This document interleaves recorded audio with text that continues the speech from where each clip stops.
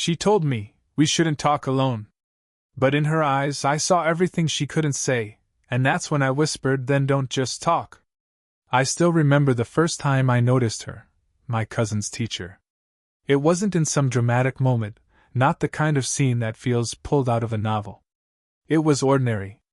A school event, parents and families sitting in rows, the faint echo of a microphone in the hall. Yet somehow, in the middle of all that chatter and distraction, my attention kept circling back to her. She stood near the stage, posture poised, but not stiff. There was a quiet confidence in the way she carried herself, a calmness that drew the eye without demanding it. Her voice carried clearly across the room, low and steady, the kind of tone that made you instinctively want to listen.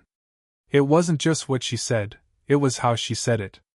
Every word was deliberate, measured, like someone who knew the weight words could carry. From where I sat, I noticed little things most people wouldn't. The way she tucked a strand of hair behind her ear while listening intently to a student. The way her eyes softened whenever she smiled, though her smile itself was never too wide. Her clothes were professional, subtle colors, nothing flashy, yet somehow they seemed to highlight her presence more than hide it. I told myself I was just observing, that it was natural to notice someone who stood out. But even then, I think I knew it was more than that. Something about her stirred a quiet pull inside me, one I didn't want to admit, not even to myself. Later, when the program ended and people began to scatter, I found myself near the refreshment table. She was there, speaking to a group of parents, her hands folded politely in front of her. I caught her laugh, a soft, restrained sound, and for a moment I couldn't help but smile to myself. Then, unexpectedly, her eyes met mine. Not for long, just a second. But it was enough. She gave me a polite nod, the kind you'd give to anyone, but there was a gentleness in it too. I nodded back, trying not to let it show that my chest had tightened just slightly. It should have ended there. Just a look, nothing more.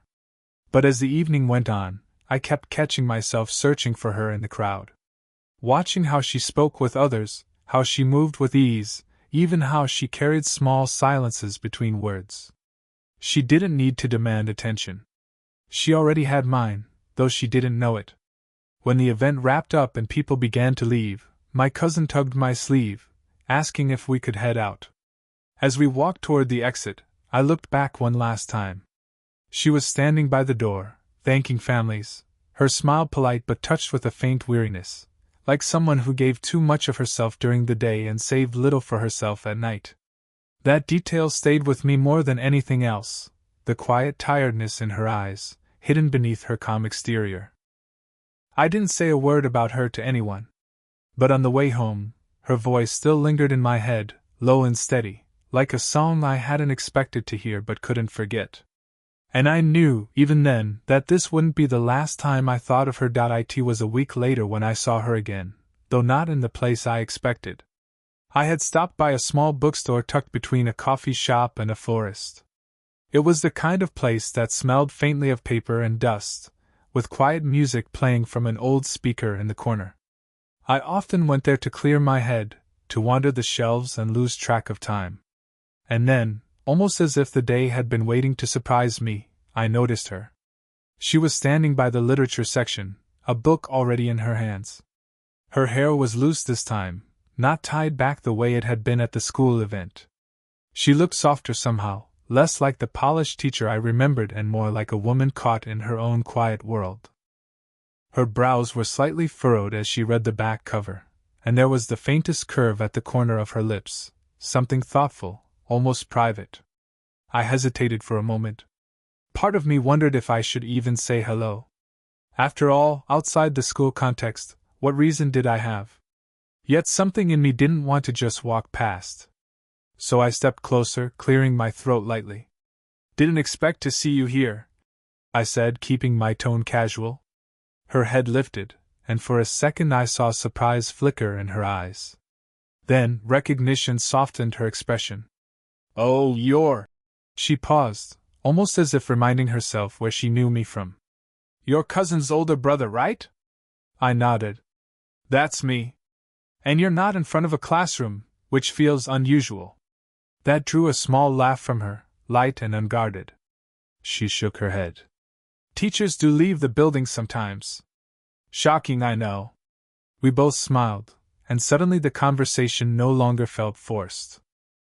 She gestured to the book in her hands, and before long, we were discussing favorite authors, stories we'd both read, the kind of topics that flow easily once the first barrier is broken.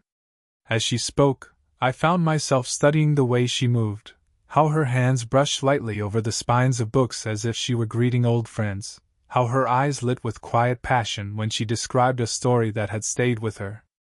It wasn't just what she said. It was how fully she inhabited each word. Minutes stretched into something more.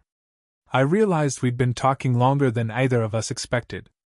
The shop was nearly empty now, a faint drizzle pattering against the window outside. When we finally stepped toward the door, she adjusted the strap of her bag and gave me a small, thoughtful look.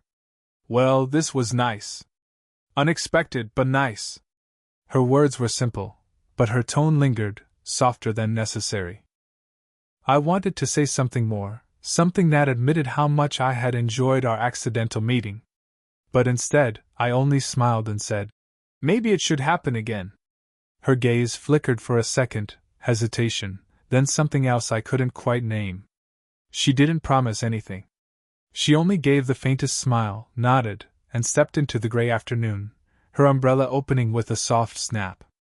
I watched her walk away, the raindrops clinging to her coat, and for the first time, I wondered if fate sometimes had its own plans, quiet ones, hidden in ordinary places, waiting for us to notice.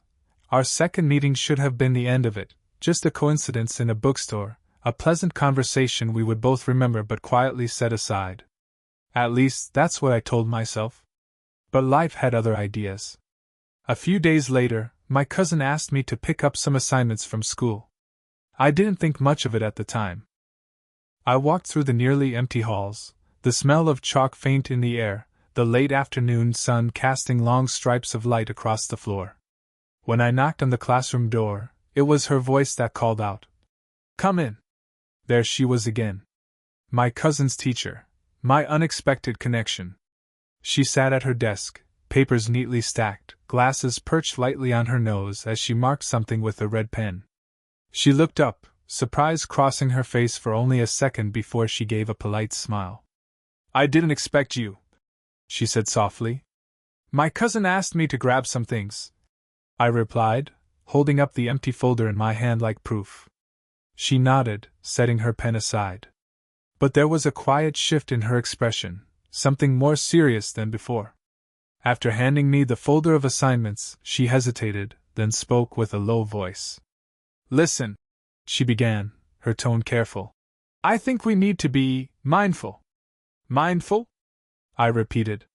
Her eyes flicked to mine, then away. "Of conversations. Of being alone like this. People notice things. They might misunderstand." The room suddenly felt smaller, the air heavier.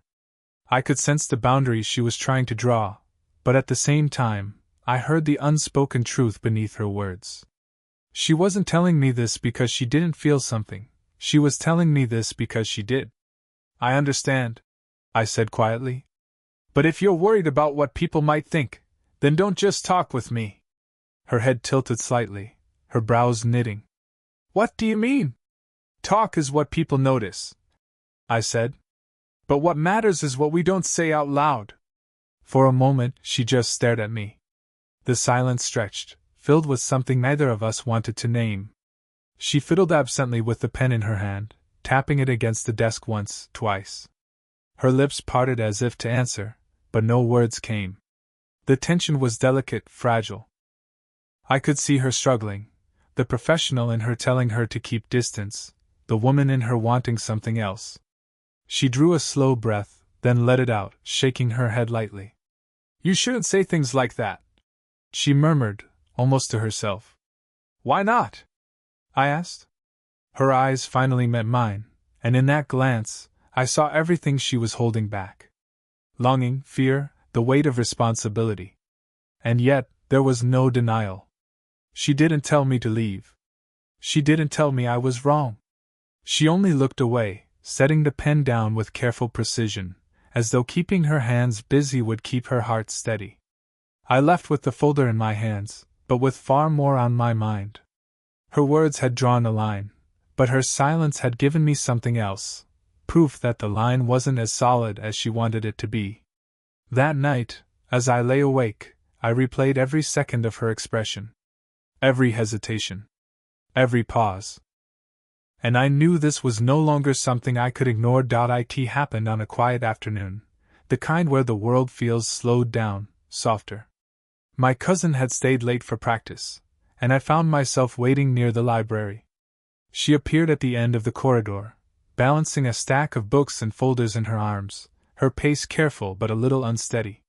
Without thinking, I stepped forward. "Here, let me help you with those." She hesitated, almost refusing, but the weight in her arms convinced her otherwise. "Thank you," she said softly, surrendering half the pile into my hands. Our fingers brushed as the exchange happened, just skin against skin for a fleeting second, but enough to spark something that made my chest tighten. We walked side by side down the empty hallway, the sound of our footsteps echoing faintly against the walls. She didn't speak at first, only focused on the books she carried.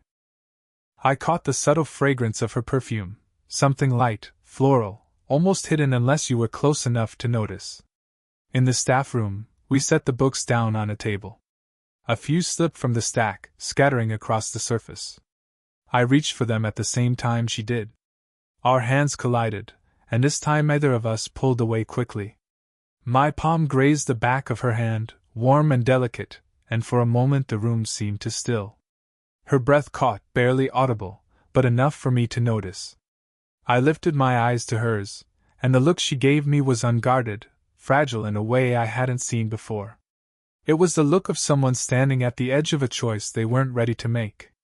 Slowly, she withdrew her hand, her composure returning like a veil being drawn back into place.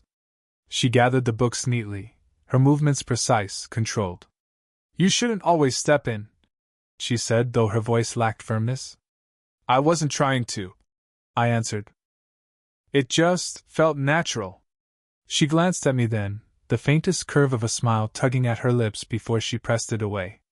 "Natural isn't always wise," she murmured. I wanted to tell her that wisdom didn't always matter.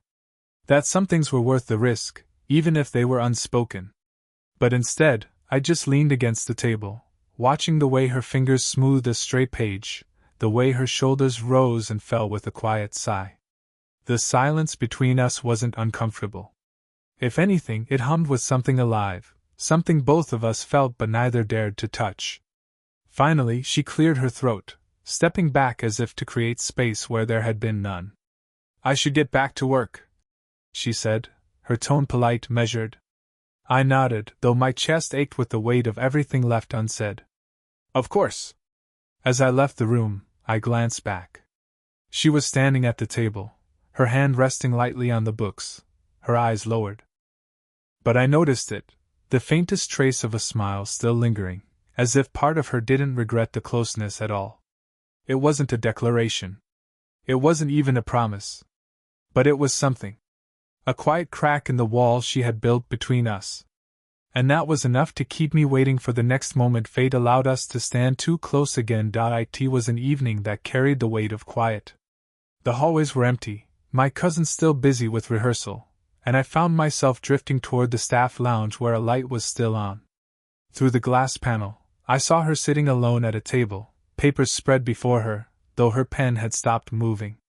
She wasn't reading. She wasn't working. She was simply staring at the page, her hand propped against her cheek, her eyes distant.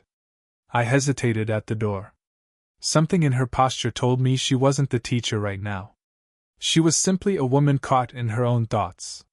And before I could second-guess myself, I knocked gently. She looked up, startled, then softened when she saw me. "You again," she said with a small, weary smile. "Do you mind?"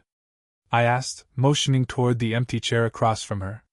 For a moment, I thought she would say no. But then she nodded, setting her pen aside. "It's fine." I sat down, the silence stretching between us.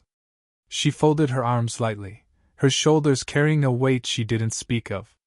After a pause, she said, almost to herself, "It's strange. Everyone assumes I have everything together. That I'm always the one in control."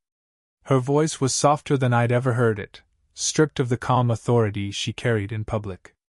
I leaned forward, my tone gentle. "And you don't?" She let out a breath, half laugh, half sigh. "Most of the time, I don't even know if I'm holding it together at all. I spend so much energy being reliable for everyone else, that when the day is over, I feel invisible. Like no one really sees me." The words hung in the air, fragile and raw. I could tell she hadn't planned to say them, that they had slipped out in the safety of the quiet. I wanted to reach across the table, but instead, I let my voice carry what my touch couldn't. "I see you," I said simply. Her eyes flicked to mine, searching, almost disbelieving. Then, slowly, her expression softened. She leaned back slightly, her lips pressing together, as if she were fighting back the swell of emotion that came with being understood. I didn't fill the silence with empty reassurances. I just let her sit with the weight of being heard. Finally, she reached across the table, almost unconsciously, and let her hand rest lightly on my forearm. The warmth of her skin through my sleeve was subtle, but it sent a quiet shiver through me. "Thank you," she whispered. It wasn't about the words I had said, it was about being present, about not turning away when she allowed herself to be vulnerable. Her hand lingered longer than necessary before she drew it back, folding her arms again as if to rebuild the walls she had momentarily lowered.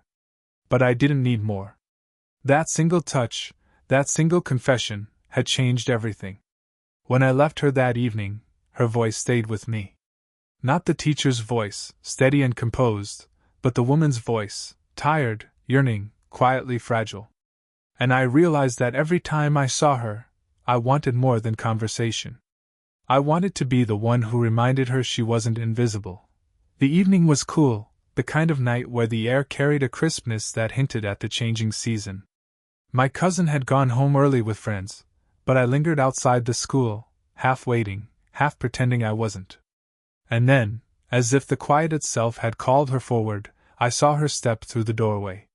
She didn't notice me at first.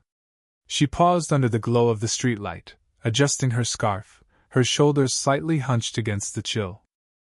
I almost let her walk past, but something inside me spoke before I could stop it. "Long day?" I asked gently. Her head lifted, startled, then softened into recognition. "You're still here?" I shrugged, smiling faintly. "Maybe I was waiting." She gave a small laugh, low, unsteady, and shook her head. "You really shouldn't say things like that." But the way she said it lacked conviction. It wasn't a warning. It was a confession. We fell into step together, our footsteps quiet against the pavement. The street was lined with trees whose branches swayed gently in the night breeze. For a while, we didn't speak. The silence wasn't uncomfortable. It was heavy with something unspoken, a question neither of us dared to ask. Our shoulders brushed once, then again, closer this time. I could feel the faint warmth of her body even through the layers of fabric. She didn't move away. "You know this isn't simple," she said finally, her voice low, almost lost to the rustle of leaves. "I know," I replied. "But when I'm with you, simple doesn't matter." She slowed her steps, glancing at me. The lamplight caught her face, and in her expression I saw a quiet storm, fear, longing, restraint. She opened her mouth as if to protest, but no words came. Instead, she just stood there, her breath visible in the cool night air, her eyes fixed on mine. I took a small step closer, careful, giving her the chance to pull back. She didn't. Her hand, resting loosely at her side, brushed against mine. It would have been easy to ignore, to pretend it was an accident. But I didn't. I let my fingers find hers, tentative at first, a question rather than a demand. For a heartbeat she froze. Then, slowly, so slowly, her fingers curled back around mine. The world seemed to still. The night sounds faded, the street became a blur, and all I could feel was the warmth of her hand in mine, the unspoken agreement that neither of us could deny anymore. She didn't look at me right away. Instead, she kept her gaze forward, her lips pressed together, her breathing uneven. But she didn't let go. When she finally spoke, her voice trembled, softer than I'd ever heard it. "I shouldn't be here with you like this." "Then tell me to let go," I whispered. Her silence was my answer. We walked on, hand in hand, either of us naming what had just shifted between us. But inside I knew. The boundaries she had fought to keep had just fallen, not with words, but with the simplest, most undeniable touch. And from that moment, nothing could return to the way it was before. The night after we first held hands, I barely slept. Every moment replayed in my mind, the cool air, the brush of her shoulder against mine, the way her fingers had curled back around mine like she'd been waiting for it all along. I knew she'd probably wake the next morning questioning it, convincing herself to retreat again. But something had changed, and I felt it as surely as I felt the beat of my own heart. It was a few days later when I saw her again, standing outside after dismissal, the last of the students' voices fading into the distance. The late afternoon light painted the sky with amber, soft and fading, and she looked almost ethereal in it, her scarf loose around her neck, her expression unreadable as she watched the horizon. I approached slowly, not wanting to startle her. "You look like you're somewhere far away," I said. She turned, her eyes catching mine, and this time there was no polite distance in them, only honesty. "I've been thinking," she admitted, her voice low.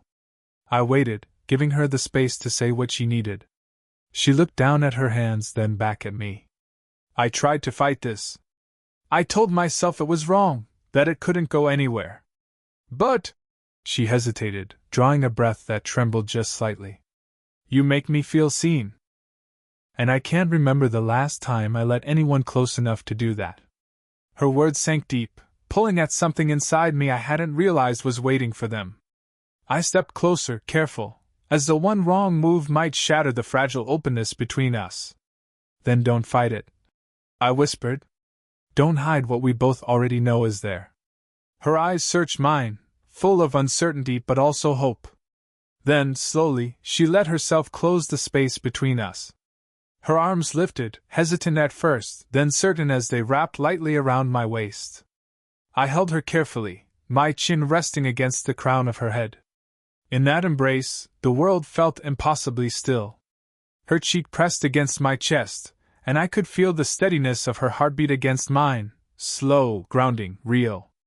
My hands rested at the small of her back, and I realized I was holding not just a woman I admired, but someone who had entrusted me with her quiet vulnerability.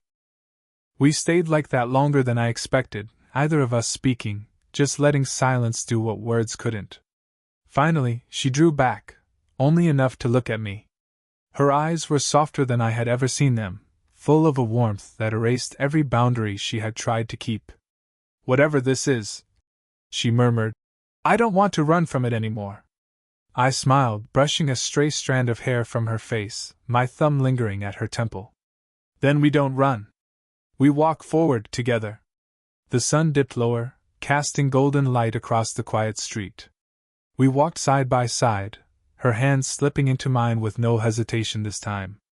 And for the first time, it didn't feel like a forbidden step, or a dangerous secret. It felt simple, right, and deeply, quietly real. That evening, as the light faded into dusk, I realized we weren't just two people drawn together by chance. We were two souls who had found each other at exactly the moment we needed to be seen. 9.